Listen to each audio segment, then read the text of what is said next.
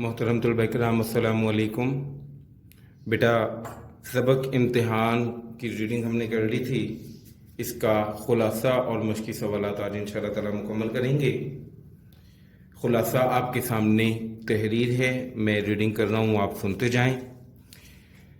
इस सबक में मुसन्निफ कहते हैं कि लोग इम्तिहान के नाम से घबराते हैं, लेकिन मुझे उन पर हंसी आती है। मुझ पर इम्तिहान का असर ना पहले था और ना अब है। आखिर इम्तिहान में ऐसा क्या होता है? दो ही सूरतें, पास या फेल। इस साल कामयाब ना हुए तो अगले साल सही। जी चाहता है कि तमाम उम्र इम्तिहान होता रहे, मगर पढ़ने और याद करने की शर्त उठा दी जाए। मुसन्निफ अपने लॉ क्लास के इम्तिहान के मुतल्लिक बताते हुए कहता है कि मैं शाम को यारों के साथ टहलने निकलता और वापसी पर क्लास में झांक आता। क्योंकि मुंशी साहब से दोस्ती थी, इसलिए हाजिरी भी मुकम्मल हुआ करती थी। वालिद साहब बहुत खुश थे कि मुझे कानून का शौक है, आगे चलकर बड़े बड़े वकीलों के कान कुतरूंगा। बहरहाल लॉ क्लास का सदाकतनामा मिला तो वालिद साहब इम्तिहान के लिए सर हो गए। मेरे मना करने के बावजूद मेरे साथ ज़बरदस्ती की गई, लिहाजा मुझे एक तरकीब सूझी और मैंने अलग कमरे का मुतालबा कर डाला कि अलग कमरा मिल जाए तो पढ़ाई होगी। वालदा ने अपना कमरा खाली कर दिया। मैंने शीशों पर कागज़ चिपका दिए और आराम से अंदर शाम 7 बजे से सो जाता और सुबह 9 बजे उठता। सब यही समझते कि अंदर खूब मेहनत हो रही है। बाज़ औक़ात वालिदैन कहते कि इतनी मेहनत ना किया करो, मगर मैं ज़माने की तरक्की का नक्शा खींचकर उनका दिल खुश कर देता। अल्लाह अल्लाह करके इम्तिहान का दिन आ गया।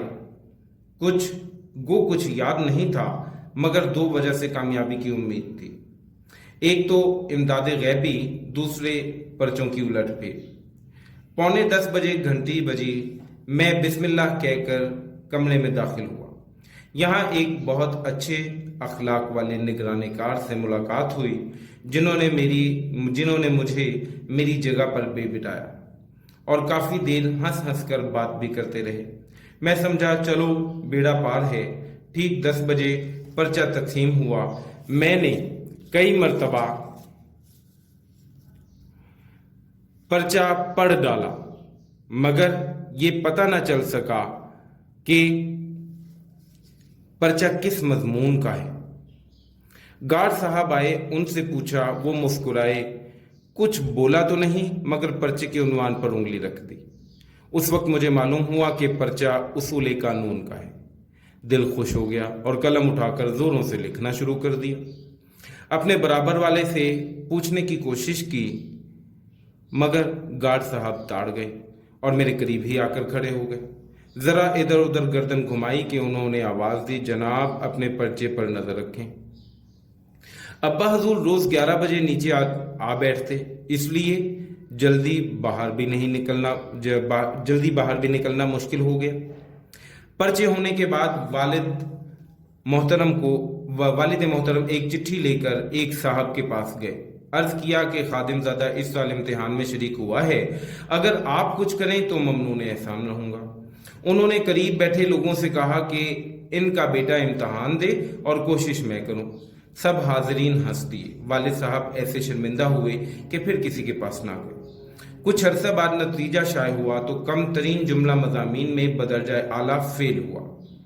वालिद साहब को दुख हुआ, नंबरों की नकल हासिल की और आखिरकार ये नतीजा निकाला कि किसी चपरासी ने पर्चे बदल दिए। मुझे भी हैरानी थी कि बराबर 3 घंटे लिखा जाता और सिफर मिलता। वालिद साहब ने फरमाया, बेटा कोई बात नहीं, इस साल ना सही आइंदा साल सही। आखिर कब तक बेईमानी होगी? जो कुछ हुआ सो हुआ, 1 साल की फुर्सत तो मिल गई। बेटा ये इसका खुलासा था। अब इसके मश्की सवालात शुरू कर रहे हैं। पहला सवाल है शॉर्ट क्वेश्चन, मजमून निगार को इम्तिहान से घबराने वालों पर हंसी क्यों आती है? इसका जवाब, मजमून निगार को इम्तिहान से घबराने वालों पर हंसी इसलिए आती है कि इम्तिहान में ऐसा क्या है कि इससे डरा जाए। 2 ही सूरतें, फेल या पास। ठीक है। اگر فیل ہو جائے تو اگلے سال کوشش کر لے. یہ پہلے سوال کا جواب تھا. دوسرا سوال، جو امتحان کے دن قریب آتے جاتے مضمون نگار کے دوستوں اور ہم جماعتوں کا کیا حال ہوتا؟ جو امتحان کے دن قریب آتے جاتے مضمون نگار کے دوستوں اور ہم جماعتوں کے حواس اور دماغ مختل ہو جاتے اور ان کی چھوٹی سی شکل نکل آتی. تیسرا سوال ہے بیٹا، مضمون نگار نے کون سا امتحان دیا؟ مضمون نگار نے لا کلاس کا امتحان دیا. چوتھا سوال، مضمون نگار نے امتحان دیا تو کیا نتیجہ نکلا؟ مضمون نگار نے امتحان دیا تو وہ کم ترین جملہ مضامین میں بدرجہ اعلیٰ فیل ہوا. اور آخری سوال ہے، مضمون نگار کے والد نے کس طرح اسے تسلی دی؟ مضمون نگار کے والد نے بیٹے کی اشک شوئی فرمائی اور فرمایا بیٹا گھبرانے کی کوئی بات نہیں، اس سال نہ صحیح آئندہ سال صحیح، آخر کہاں تک بے ایمانی ہوگی. بیٹا یہ سبق ہمارا اس کے ساتھ ہی ختم ہوا چاہتا ہے. ٹھیک ہے، انشاءاللہ تعالی نیکسٹ ہم لیکچر میں نیکسٹ چیپٹر یا نظم انشاءاللہ تعالی ریڈ آؤٹ کریں گے. تب تک کے لیے اللہ حافظ.